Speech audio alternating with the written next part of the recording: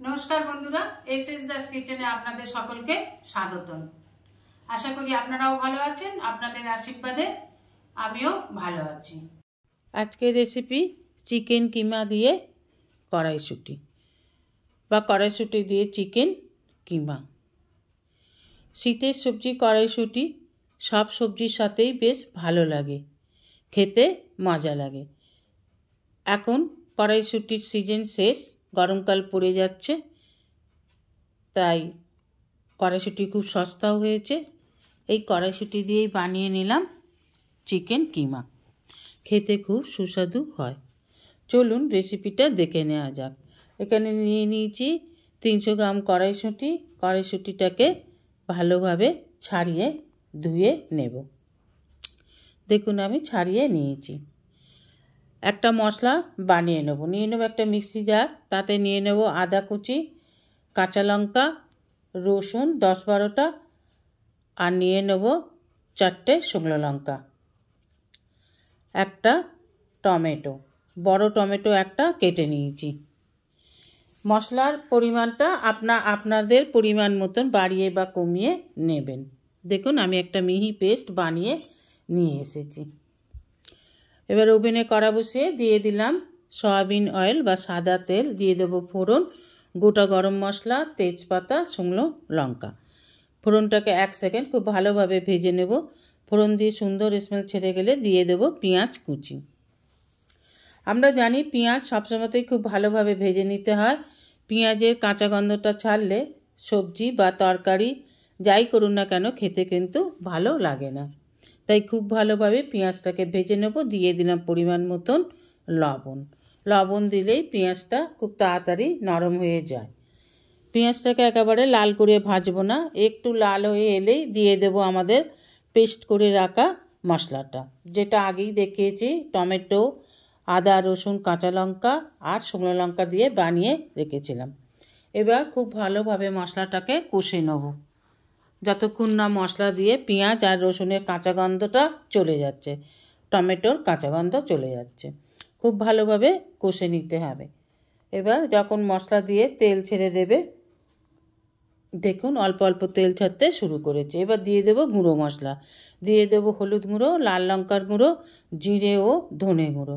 লাল লঙ্কার গুঁড়োটা কিন্তু ঝাল না, এটা কাশ্মীরি লাল লঙ্কার গুঁড়ো। দিয়ে দেবো 1 বাটি কড়াইশুঁটি। কড়াইশুঁটিটা যে ছাড়িয়েছিলাম, এই বাটিটার 1 বাটি হয়েছিল, সেটা দিয়ে দিলাম। কড়াইশুঁটিটা দিয়েও খুব ভালোভাবে কষে নেব। মশলা যত কষবেন তত খেতে ভালো হবে। এখানে নিয়ে নিয়েছি আমি 300 গ্রাম বনলেস চিকেন, ছোট ছোট করে কেটে ধুয়ে নিয়েছিলাম। চিকেনটায় কিন্তু কিছু মেশানো হয়নি বা আমি ম্যারিনেট করিনি। এবার দিয়ে দেবো এই চিকেনটাকে। এবার চিকেনটাকে খুব ভালোভাবে মশলাটার সাথে কষে নিন। খুব ভালোভাবে কষে নেবেন। চিকেন দিয়ে জল রিলিজ হবে, সেই জলেই মশলাটা ভালোভাবে কষা হয়ে যাবে। দেখুন খুব ভালোভাবে ওভেনটা কমিয়ে দিয়ে গ্যাসের ফ্লেমটা খুব ভালোভাবে ধীরে ধীরে কষে নিতে হবে। যত কষবেন তত খেতে ভালো হবে। এই চিকেন কড়াইশুঁটির রেসিপিটা আপনি ভাত, রুটি, লুচি, পরোটা, রুটির সাথেও খেতে পারেন। এছাড়া নান, ফ্রায়েড রাইসের সাথেও খেতে ভালো লাগে। অনুরোধ রইল এইভাবে একবার করে খেয়ে দেখার জন্য। দেখুন খুব ভালোভাবে কষে নিয়ে দিয়ে দেব পরিমাণ মতো জল। আপনারা আপনাদের পরিমাণ মতনই জলটা দেবেন। আমি গ্রেভিটা খুব একটা বেশি রাখবো না, একটু রসা রসা করে নামাবো, তাই খুব একটা বেশি জল দিলাম না। এছাড়া চিকেন থেকে এখন একটু জল বেরোবে, সেই জলেতেই এটা আমার হয়ে যাবে। অল্প জল দিয়ে দিলাম। কত কম তেল মশলায় দেখুন একটা সুন্দর খাবার তৈরি হয়ে গেল। দিয়ে দিলাম ঢাকা। 5-10 মিনিট ফুটে যাবার পর কড়াইশুঁটি সিদ্ধ হয়ে গেলে দেখুন এখনও অল্প অল্প ভালোই জল আছে, এই অবস্থাতেই আমি নামাবো। এর থেকে বেশি শুকনো আর করবো না। দেখুন এইরকম দেখতে হয়েছে, এবার নামিয়ে নিতে হবে।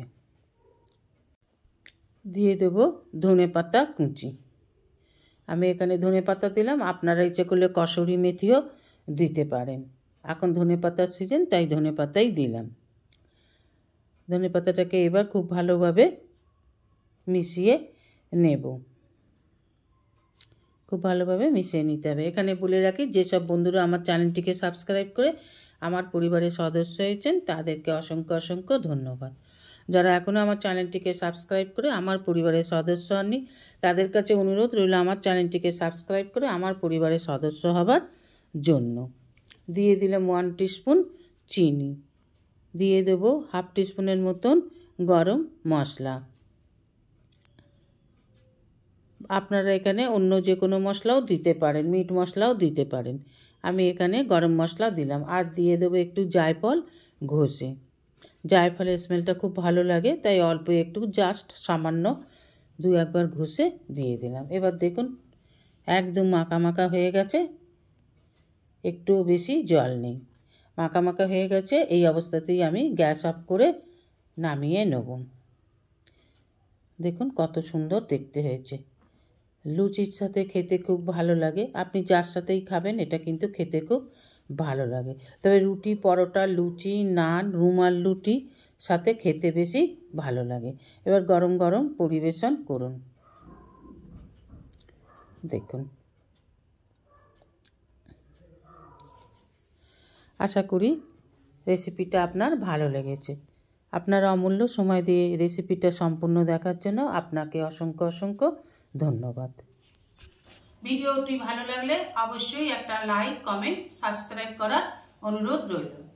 পাশে থাকা বেল আইকনটিতে ক্লিক করে দেবেন নিউ ভিডিওর আপডেট পাওয়ার জন্য। সবাই ভালো থাকবেন।